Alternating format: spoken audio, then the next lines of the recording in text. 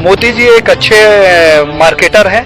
जैसा एक हम लोग बचपन में कहानी सुनते थे कि साहब अच्छा मार्केटिंग करने वाला व्यक्ति जो होता है वो गंजे को कंघी बेच देता है।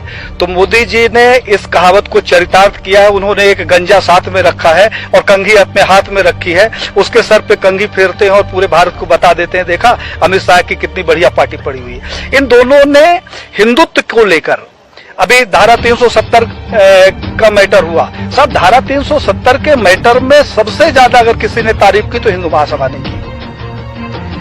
जो मुकदमे न्यायालय के द्वारा होते हैं, जैसे राम जन्मभूमि, तो साहब जब न्यायालय के द्वारा हो गया तो इसका क्रेडिट मैं नहीं चाहता कि बीजेपी के पास जाए, क्योंकि बीजेपी का इसमें कोई योगदान नहीं है। मुझे वो दिन याद है, भारत के बच्चे बच्चे को ये दिन याद होगा जब 1947 से लेकर हिंदू महासभा राम जन्मभूमि का मुकदमा लड़ रहा था। यही लाल कृष्ण आडवाणी सहित भारतीय जनता पार्टी और आरएसएस के प्रमुख नेताओं ने हमारे नेताओं से संपर्क किया और उन्होंने कहा कि भाई साहब आप लोग इस तरीके से मुकदमे लड़ते रहेंगे, अगर आप कहें तो इसका हम राजनीतिकरण कर दें और अपनी सरकार बन जाएगी तो राम जन्मभूमि का मुकदमा ठीक ठाक हो जाएगा।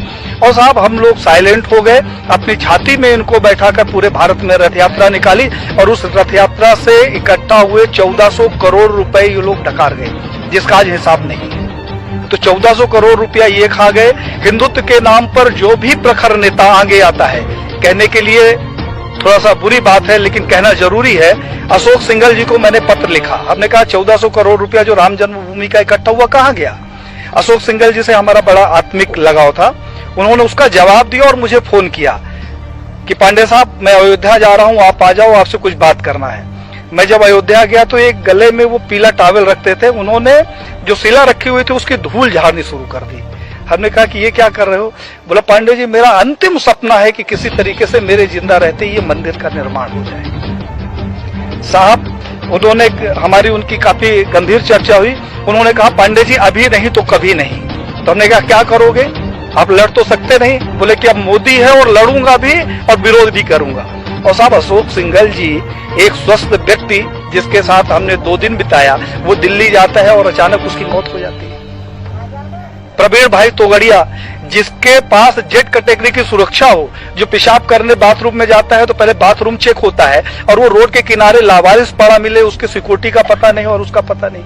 कमलेश तिवारी जिसकी सिक्योरिटी के लिए 24 गार्ड नियुक्त थे, हमारे पास उसके पत्र है साहब, और उस आदमी की हत्या हो जाती है और हत्या का कारण सिर्फ ये होता है कि उसकी सुरक्षा में कमी कर दी जाती है। तो बीजेपी के समय में मैंने ये देखा कि जितने हिंदूवादी प्रखर नेता हुए हैं उनकी एक एक करके हत्या कर दी गई। अभी 2 तारीख को हमारे पास लखनऊ से फोन आया, हिंडोला थाना कोई पड़ता है, उन्होंने कहा हिंडोला थाना से बोल रहा हूँ पांडे साहब, गृह मंत्रालय से पत्र आया कि आपकी जान को खतरा है। तो हमने कहा क्या करूं, तो उन्होंने कहा आपको सुरक्षा देना चाहता हूं। हमने कहा दे दो भैया। बोले कहाँ गार्ड भेज दूं, मैंने अपने घर का पता बता दिया। तो साहब उन्होंने कहा कि मैं वहां नहीं दे सकता हूं, मैं लखनऊ में सुरक्षा दूंगा। मैं रहता मध्य प्रदेश में हूं, पूरे भारत को मालूम है, आईबी रिपोर्टिंग साहब हमारे घर की है और सुरक्षा लेने के लिए मैं जाके थाने में बैठूं कि मैं मर न जाऊं इसलिए थाने में रहूं।